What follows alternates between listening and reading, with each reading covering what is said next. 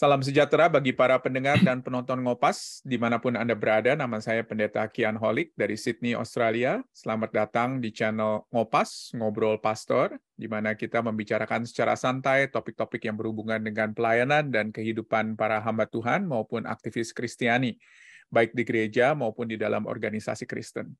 Nah, sebelum kita melanjutkan, jangan lupa untuk subscribe channel ini dan nyalakan loncengnya di YouTube, supaya apabila ada video-video yang kami upload, Anda bisa langsung dapat mengetahuinya. Dan jangan lewatkan kesempatan untuk memberikan komentar atau bertanya kepada para narasumber di fitur kolom yang ada di bawah video Anda di YouTube ini. Jangan malu bertanya, apakah itu pertanyaan yang timbul dari diskusi kita berdua, ataupun juga pertanyaan-pertanyaan follow-up lainnya. Bagaimana para hamba Tuhan melayani korban pelecehan domestik di dalam gereja. Kekerasan domestik ternyata merajalela selama masa pandemi ini, karena begitu banyak orang tinggal atau kerja dari rumah. Dan banyak korban dari kekerasan di gereja tidak mau berbicara atau tidak berani berbicara atau malu untuk berbicara. Lalu bagaimana hamba Tuhan menangani dan melayani mereka yang adalah korban kekerasan domestik ini? Langkah-langkah apa yang harus dilakukan? Bersama dengan saya ada Ibu Magdalena Lim dari Sydney, yang adalah psikoterapis, konselor, supervisor, dan trainer di New Roads Counseling Australia di Sydney, Australia. Selamat datang, Ibu Magda. Apa kabar? Terima kasih, ya kabar saya baik. Ibu Magda, di dalam pelayanan di New Roads Counseling ini sudah berapa tahun? Saya sudah 25 tahun. Wow, luar biasa, lama sekali ya. Ya, Dan soon akan pensiun. Baik. Dan kita merasa bersyukur, saya yakin banyak orang yang ada di Australia dan juga di Indonesia yang diberkati, apalagi dengan teknologi digital seperti ini, di mana Ibu bisa juga membina dan juga untuk training orang-orang yang ada di Indonesia. Apa sukacita Ibu di dalam melayani di Counseling Australia ini, di New Roads Counseling Australia ini? Kalau ada satu sukacita, Bu. Saya rasa banyak orang nggak bisa mengerti mengapa saya suka melayani di bidang ini, ya, karena tiap hari dengerin problem orang, ya, orang bertengkar terus, ya. Bagi saya karena very rewarding, karena saya percaya bahwa everyone has a second chance, ya, dan selalu ada hope, dan saya melihat bahwa melihat orang bagaimana mereka bisa berubah, pernikahan bisa di rescue, domestic violence actually stop, itu very rewarding. Itu yang membuat saya keep going, guys. Walaupun nggak gampang, tapi keep going. Dan saya yakin ketika kita bicara mengenai relasi satu dengan yang lainnya, apalagi ketika ada broken relationship, saya yakin dan percaya ini bukan masalah yang gampang, nggak bisa di-fix hanya 1-2 kali saja, tetapi mungkin Betul. ini satu bulan atau 1 tahun mungkin, atau beberapa tahun ya. Betul. Bu, pada saat ini kita akan bicara mengenai pelecehan domestik. Kalau Ibu bisa define, bisa batasi yang dimaksud dengan pelecehan domestik ini apa sebetulnya? Ya, jadi ada beberapa hal sebagai key, sebagai kunci untuk kita bisa tahu kasus ini domestic violence atau enggak. Ya, jadi yang pertama, domestic violence itu sebenarnya mengenai power and control. Jadi power and control over the other person. Nah, dari gambar yang dicantumkan, yang gambar sebelah kiri, Pak Kian juga bisa melihat bahwa satu orang yang memiliki power over the other person. Ya. Nah, kedua juga kita mesti melihat apakah ini ongoing, terus-menerus, dan semakin parah. Okay? Terkadang ada orang suami istri bertengkar sekali atau lempar barang sekali, kemudian dibilangnya domestic violence, gitu ya. Jadi kita mesti hati-hati dan menilai bahwa domestic violence itu mempunyai karakter tersendiri. Ya, jadi pertama power and control over the other person, kedua ongoing, ketiga ongoing, ya. Ketiga juga resulting chronic fear dan trauma. Ya, jadi biasanya korban itu traumatized long term, ya, jangka panjang, dan juga fearful. Ya, jadi contohnya misalnya orang yang suka kadang jumping, saya tidak tahu apa, suka gampang terkejut, ya, itu salah satu tanda misalnya karena seringkali dia hidup di dalam ketakutan. Ketiga juga kita mesti ingat bahwa domestic violence itu tidak cuma secara fisik, karena kita selalu melihatnya kalau ada orang yang dipukul atau mukanya dihantam, kemudian ada bruises, itu domestic violence. Domestic violence sebenarnya begitu banyak seginya, ya. Jadi secara emosi, secara verbal, secara sosial, secara ekonomi, secara juga emosional atau psychological, tapi juga secara spiritual. Nah, kalau secara fisikal itu lebih mudah kan, bisa kelihatan. Tapi yang seringkali lebih damage seseorang itu adalah yang tidak kelihatan. Jadi secara emosi atau psychological, secara seksual, secara spiritual, yang seringkali bisa killing the person even more. Dan dampaknya sangat besar. Ya.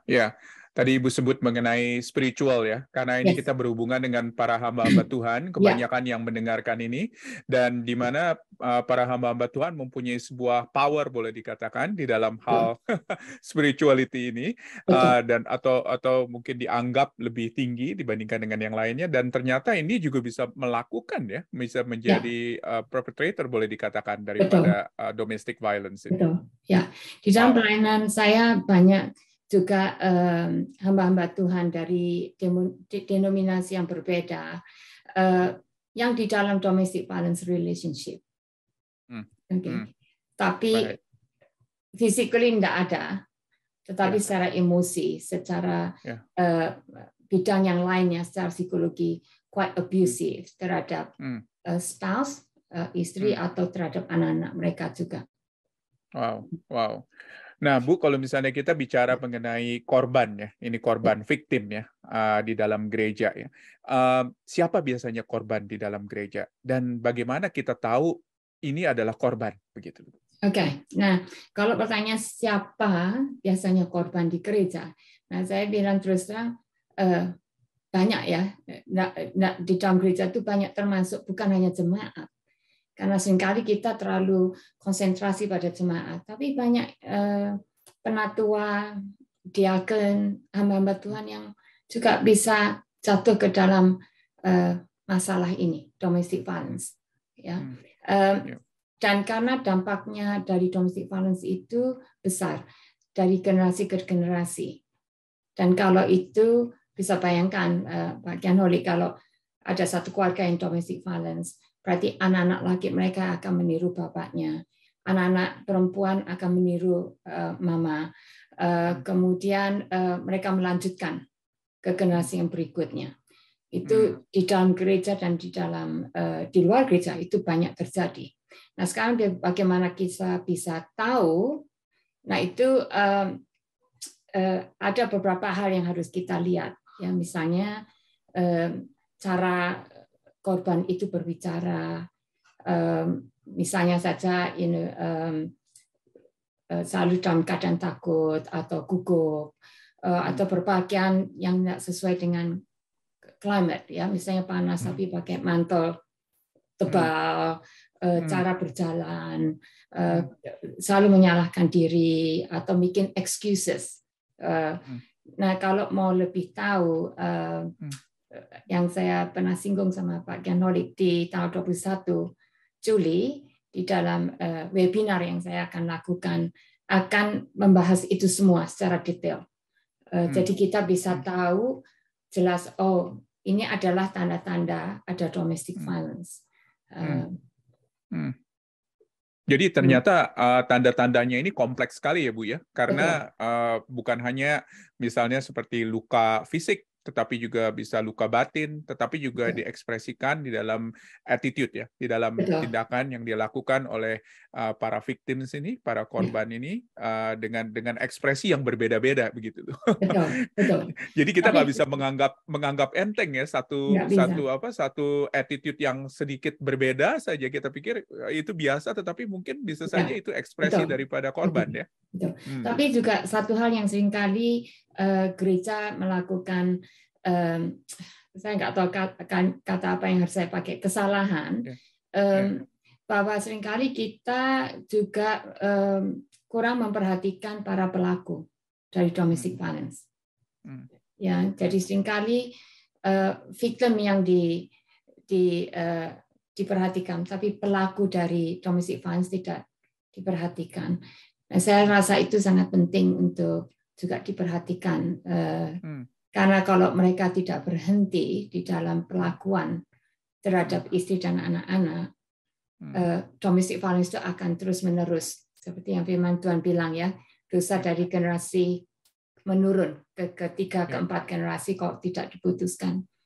Jadi saya rasa a wake up call bagi para hamba Tuhan juga untuk membantu para pelaku untuk berhenti. Memang yang menjadi pertanyaan yang unik ialah apakah lebih mudah mengidentifikasikan korban atau mengidentifikasikan pelaku? Saya rasa sama pelaku lebih sulit daripada korban, karena pelaku seringkali sangat manipulatif. Satu contoh dari salah satu klien saya, dia waktu istrinya ulang tahun diberikan 200 red roses, dengan pesta yang besar. Otomatis semua orang melihatnya, wah, ini semua wanita iri, ya, ingin diperlakukan demikian. Tapi orang tidak tahu di balik itu bagaimana si pelaku ini sangat-sangat abusive terhadap dia. Dan ini para hamba Tuhan juga perlu memiliki satu skill ya untuk bisa tahu, untuk bisa mendeteksi bahwa domestic violence itu ada atau tidak di dalam satu keluarga. Dan ini perlu sebuah relasi yang dekat, perlu spend waktu juga yang lama dengan jemaat, dan juga bisa sensitif begitu ya, mungkin ya, terhadap perubahan sikap atau mungkin perubahan kata-kata atau ekspresi di dalam sesuatu. Ini betul-betul membutuhkan suatu investasi waktu dari hamba Tuhan ini terhadap orang-orang ini, apakah itu kepada korban maupun juga kepada pelaku begitu ya Bu ya. Ya.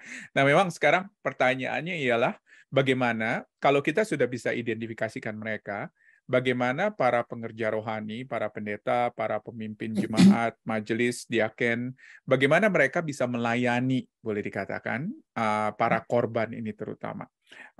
Dan ini kita akan bicarakan kira-kira apa yang langkah-langkah dasar apa yang harus dilakukan gitu loh, oleh para hamba Tuhan. Ya, boleh. Nah, pertama saya mau tekankan bahwa kalau kita melihat satu pasangan yang seringkali itu konflik, kita mesti melihat ada dua hal di dalam problem itu. Karena seringkali orang menyalahkan korban yang provokatif terhadap pelaku. Nah, itu sangat umum. Kita mesti mengerti bahwa violence itu sendiri adalah isunya. Bukan karena provokator. Nah, bagi saya ada dua hal. Satu adalah domestic violence issue yang harus ditindak dan berhenti. Kedua adalah relationship issue. Ya, yang seringkali banyak orang mencampur baurkan itu. Tapi kita harus pisahkan kedua itu. Nah, yang pertama yang kita bisa lakukan adalah untuk make sure bahwa korban dan anak-anaknya adalah safe. Jadi safety itu number one, nomor satu. Ya. Kedua, kita bisa bantu dengan menolong mereka untuk ke satu tempat yang safe, ya, entah itu akomodasi atau makanan, transportasi, kebutuhan untuk anak-anak dan sebagainya. Itu harus dilakukan dengan hati-hati, karena kita nggak mau si pelaku makin marah dan melakukan hal yang lebih parah lagi yang kita tidak inginkan atau yang dangerous terhadap korban. Ya. Nah, ketiga, yang penting juga bagi kita itu untuk listening, a big ears, ya saya selalu bilang. Jadi telinga yang besar untuk mendengar. Kesalahan kebanyakan yang kita lakukan di dalam gereja adalah kita terlalu banyak memberikan advice. Oke, oh sabarlah, banyak berdoa, Tuhan pasti punya rencana, atau ya lain kali jangan bicaranya gitu, jangan terlalu cerewet. Itu semua itu nggak membantu, makin parah. Yang sangat membantu supaya korban itu merasa mulai healing proses itu mulai terjadi kalau mereka itu didengarkan dan dimengerti. Itu obat pertama untuk didengarkan dan dimengerti. Nah, keempat, kembali lagi, pelakunya jangan dibiarkan berkeliaran. Oke. Jadi kita harus bicara dengan pelaku untuk dia untuk tidak cuma feeling sorry tapi remorse. Nah, seringkali banyak pelaku itu feeling sorry ya karena terpojok, jadi oh ya sudahlah, ya minta maaf. Itu buat saya bukan remorse. Remorse itu bertobat. Berarti orang ini datang dengan sendirinya, come forward, realizing what he has done. Nah, itu yang membawa kesembuhan di dalam relationship. Ya, kalau orang yang feeling sorry karena terpojok atau ketahuan, biasanya tidak membawa kesembuhan di dalam pernikahan. Tetapi orang yang remorse itu akan berubah sikap, bertobat, berubah sikap, dan akan bisa membawa kesembuhan di dalam pernikahan mereka. Tapi juga yang terakhir, saya rasa juga perlu selain menolong mereka, tapi juga perlu education. Saya rasa gereja perlu mengadakan domestic violence workshop supaya juga bagi korban tahu bahwa ada saluran yang mereka bisa pergi, tapi juga bagi pelaku supaya sadar hal ini tidak bisa didiamkan. Satu hari mereka juga akan tertangkap kalau mereka tidak cepat berubah. Dan yang terakhir, kalau kita tidak mampu lagi, saya anjurkan untuk meminta professional help. Ya. Dan saya tahu di Indonesia cukup banyak counselor sekarang. Saya sendiri supervising a group of counselor di Jakarta dan di Bandung. Dan mendorong mereka untuk meminta bantuan secara profesional itu akan sangat membantu.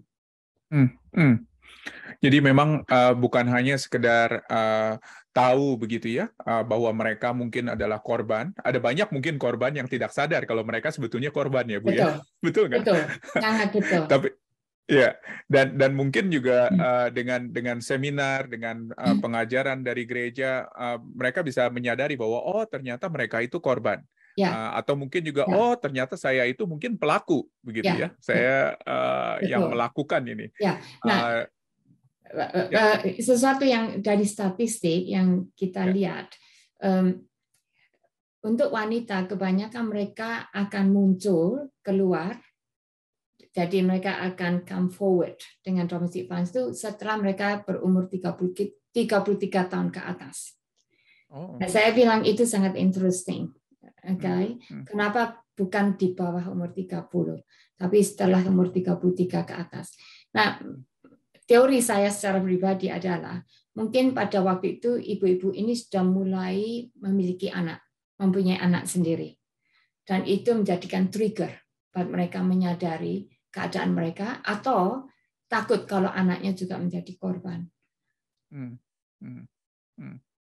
Ya, dan itu tentunya akan membuat juga mereka berpikir bahwa iya mereka memerlukan bantuan, mereka keluar dan mereka mungkin lebih berani untuk keluar karena kebutuhannya jelas ada begitu ya Bu ya. Betul. Ya. Memang di dalam konteks gereja kita bukan hanya bicara hubungan suami istri tentunya ya. Kita bicara juga hubungan mungkin antara seorang hamba Tuhan dengan jemaat, atau mungkin antara seorang majelis dengan jemaat begitu, atau mungkin seorang pemimpin KTB mungkin dengan anggotanya. Nah, bagaimana Ibu melihat hal ini di dalam konteks-konteks yang berbeda? Tadi Ibu bicara mengenai hubungan suami istri kan? Saya kepingin coba kita lihat di dalam konteks yang berbeda. Ya. Nah, bagi saya, bagi pemimpin di dalam gereja, entah itu hamba Tuhan atau majelis atau pemimpin KTB, power and control itu seringkali adalah karena posisi mereka. Ya.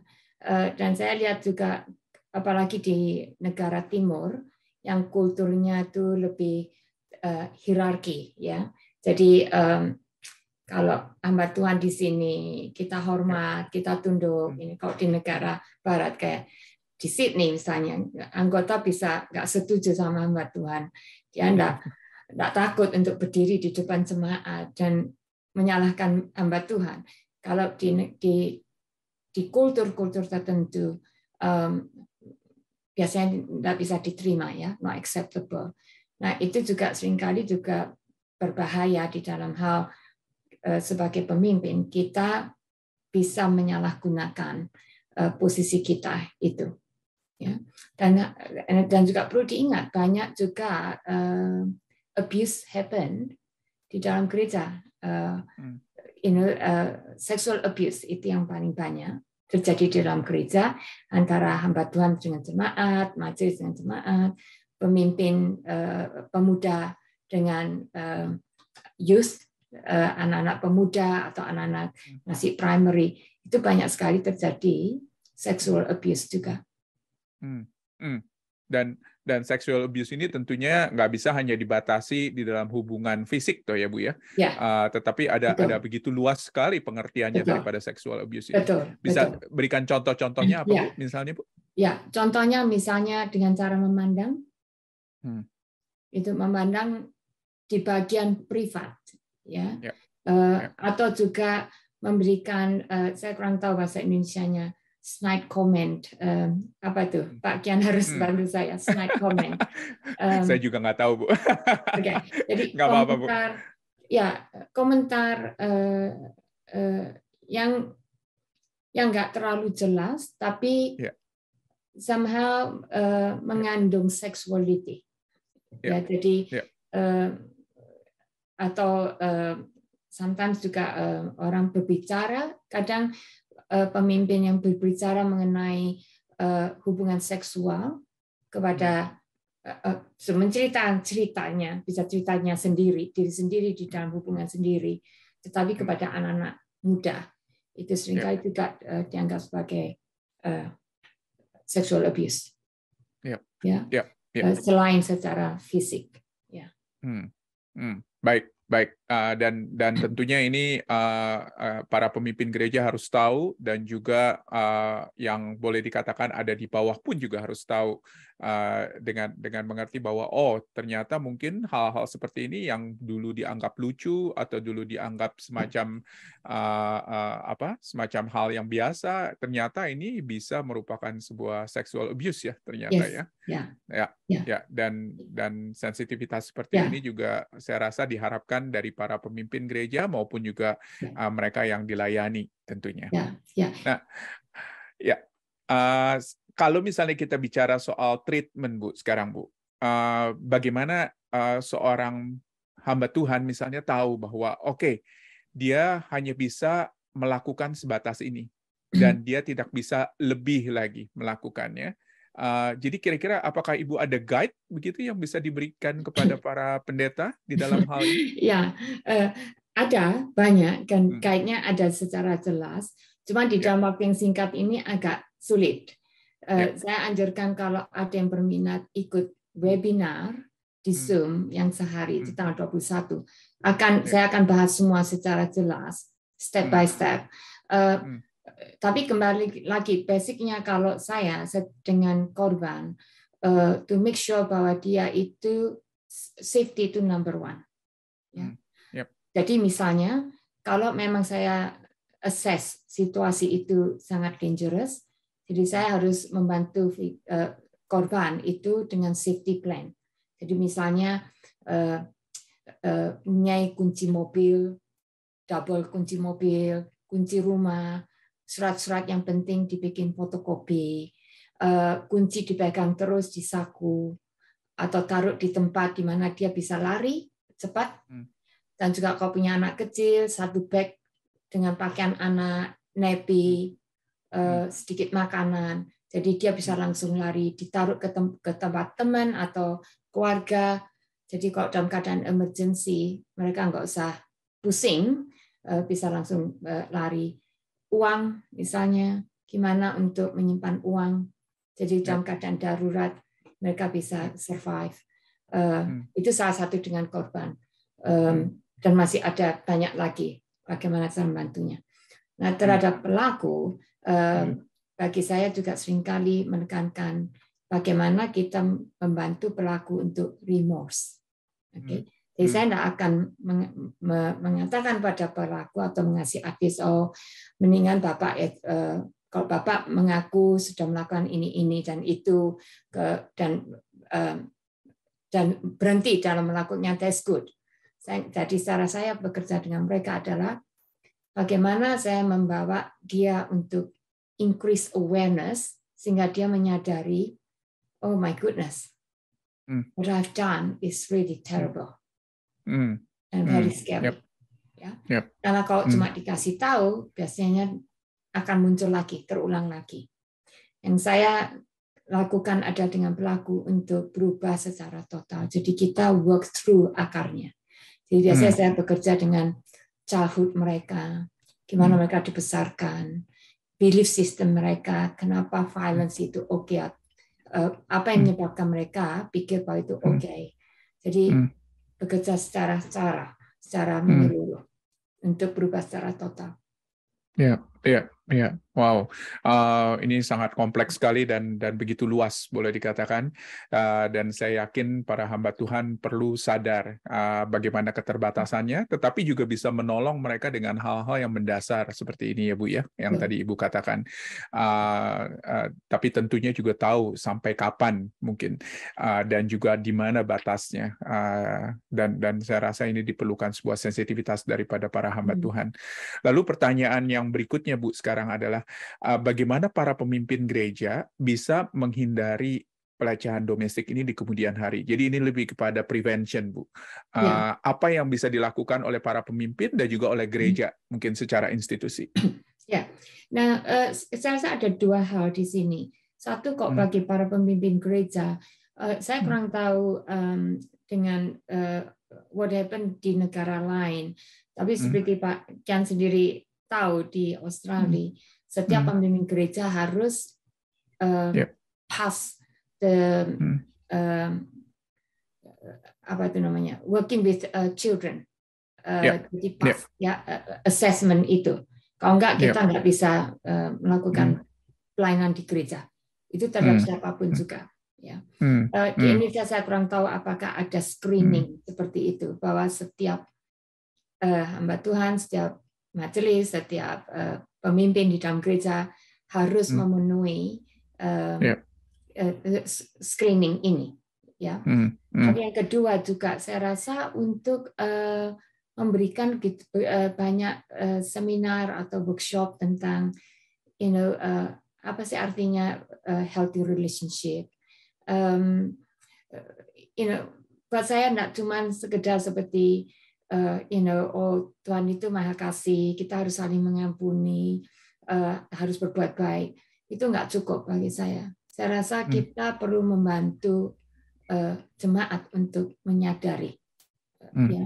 Dan juga edukasi, jadi mendidik jemaat untuk mengetahui apa sih sebenarnya di balik semua ini. Karena kehidupan kekristenan itu tidak cuma di dalam gereja, tapi di luar gereja itu yang penting.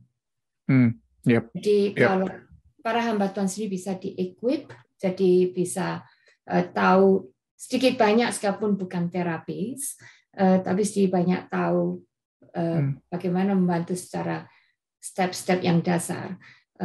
Kemudian juga memberikan banyak pengertian. Dan saya rasa juga bahkan melalui Bible study itu bagi men fellowship. salah satu penting untuk membahas hal-hal ini. Nah, di dalam webinar sebenarnya ada satu lingkaran, power and control lingkaran, dan secara detail banyak hal yang tercantum di situ, ya. Misalnya humiliate, merendahkan orang, apakah itu termasuk domestic violence atau enggak? Tipenya seperti apa sih yang kita bisa lihat itu damaging. Kadang orang memberikan alasan, oh cuma joking, cuma bercanda kok. Bercanda. Saya bilang ada bercanda, ada yang berbeda. Yang bercanda untuk expense-nya sendiri terserah, tapi out of the expense of other people dan melukai hati orang, that's not acceptable. Jadi banyak hal yang orang tidak sadari, yang banyak terjadi di dalam jemaat.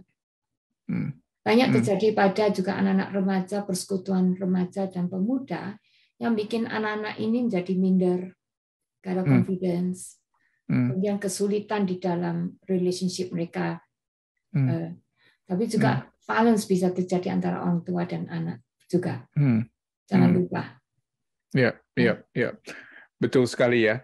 Dan mungkin di dalam hal yang pertama yang tadi Ibu katakan mengenai filtering itu, kalau misalnya kita mungkin tidak ada sistemnya, atau di Indonesia atau di negara-negara lain yang tidak ada sistemnya, mungkin bisa dibantu dengan mengenal orang tersebut lebih dalam lagi, gitu ya, dan mencoba mengenal secara pribadi dan bukan hanya sekedar apa yang dia sudah lakukan atau yang kita dengar dari orang lain dan lain sebagainya. Dan memang ini sulit sih. Kenapa, Bu? Atau yang di present di gereja, ya, kalau di tempat komunitas biasanya mereka behave very well. Itu salah satu ciri khas pelaku, extraordinary sweet and nice. Itu yang jadi salah satu juga kita harus hati-hati. Tapi juga penting untuk perhaps mengenal keluarganya, untuk tahu gimana mereka menjadi pemimpin di dalam rumah tangga, atau mereka bagaimana bersikap terhadap saudara-saudara mereka. Itu mungkin salah satu bisa screening, ya, untuk lihat karakter. Wah, ini bukan pekerjaan yang mudah ya, Bu ya. Dan betul-betul memerlukan waktu, memerlukan investasi waktu daripada para hamba Tuhan untuk bisa mengenal jemaatnya, baik itu mengenal korban maupun juga mengenal pelaku, dan juga mungkin mengenal para pemimpin jemaat sebelum mereka naik mungkin untuk melayani di dalam jemaatnya. Dan ini bukan sekali lagi pekerjaan yang mudah, bahkan di negara-negara barat seperti di Australia pun juga masih ada yang kecolongan gitu loh istilahnya. Banyak, ya, masih ada. Dan itu pun juga working with children's check pun juga itu nggak menjamin begitu loh bahwa seseorang itu bersih, boleh dikatakan. Wow, luar biasa. Kalau misalnya ada satu pesan yang Ibu ingin sampaikan kepada para hamba Tuhan sebagai penutup, kira-kira pesan itu apa, Bu? Khususnya di dalam bagaimana hamba Tuhan menangani korban kekerasan domestik ini. Bagi saya sekali lagi bahwa mendengar cerita dari korban itu sangat penting. Dan seringkali saya tekankan again and again, ya, mengerti keadaan mereka itu akan memberikan banyak kesembuhan. Tapi juga kedua, saya bilang pelaku itu harus juga di attend, ya, jadi diperhatikan juga dan didampingi untuk mereka juga berubah. Karena bagi saya, concern saya bahwa domestic violence ini kalau tidak ditangani secara general, secara umum, itu akan berlanjut terus-menerus. Ya. Dan terus terang saya katakan bahwa tidak banyak di sini psikoterapis atau counselor yang mau bekerja dengan pelaku domestic violence. Itu tidak banyak yang mau. Apalagi bekerja dengan relationship yang pasangan yang di dalam domestic violence relationship. Itu nggak banyak yang mau. Karena terlalu kompleks. Tapi kita secara community juga di dalam gereja, kita perlu menyebarluaskan ya. Hal ini hal yang harus kita perhatikan. Wow, luar biasa. Dan ini saya yakin menjadi PR daripada para hamba Tuhan, bahkan juga di dalam hal-hal yang sederhana seperti membuka telinga mereka dan mendengarkan, dan juga memperhatikan para jemaatnya lebih sungguh-sungguh lagi. Tentunya ini juga PR untuk gereja yang mungkin banyak, tidak bisa hanya sekedar punya hamba Tuhan 2 atau 3 orang. Dan juga dengan kata lain betul-betul diperlukan sebuah komitmen yang sangat dalam sekali dari gereja. Bu Magda, terima kasih banyak untuk waktunya, dan kita bersyukur sekali kalau misalnya Ibu bisa memberikan kepada kita masukan. Ibu tadi sebut mengenai webinar di akhir bulan Juli, betul? Ya, tanggal 21 Juli. Tanggal 21 Juli ya. Jamnya jam berapa, Bu? Itu, Bu?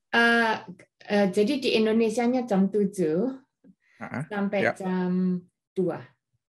WIB ya. Waktu Indonesia.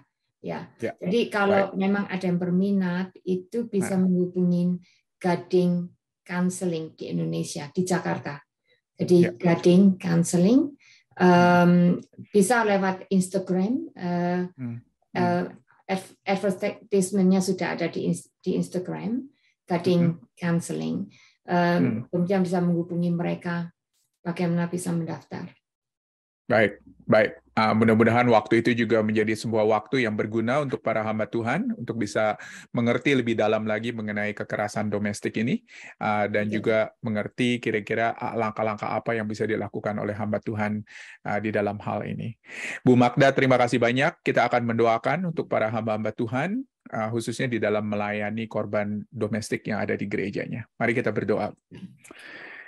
Terima kasih Bapa di surga untuk waktu yang Tuhan berikan bagi kami untuk boleh berbicara mengenai bagaimana hamba Tuhan boleh melayani korban daripada kekerasan domestik yang ada di gerejanya. Tuhan, kami bersyukur untuk latar belakang untuk Ibu Magda yang Tuhan sudah kirim, dan juga untuk semua pengalaman, persiapan dia, dan kami bersyukur ya Bapak buat pengalaman demi pengalaman yang ada di dalam kehidupannya yang memperkaya dia, dan kami bersyukur ya Bapak dia boleh membagikan hal ini kepada kami. Tuhan, kami menyerahkan dia ke dalam tangan Tuhan. Kau berkati pelayanannya ya Bapa, biar banyak orang boleh mengenal betul-betul apa itu kasih Kristus, dan bagaimana Kristus adalah yang mengampuni dosa-dosa kami, dan juga dia ya Bapa yang menerima kami apa adanya. Terima kasih ya Tuhan, biarlah kiranya ini boleh menjadi sesuatu yang menjadi pusat daripada pelayanan kami. Tuhan, kami bersyukur ya Bapak buat saat ini Engkau berkati para hamba Tuhan, biar kiranya kami semuanya boleh lebih sensitif dan juga lebih dapat lebih baik lagi melayani korban kekerasan domestik ini. Terpujilah Tuhan namamu. Di dalam nama Yesus kami bersyukur dan berdoa. Amin. Amin.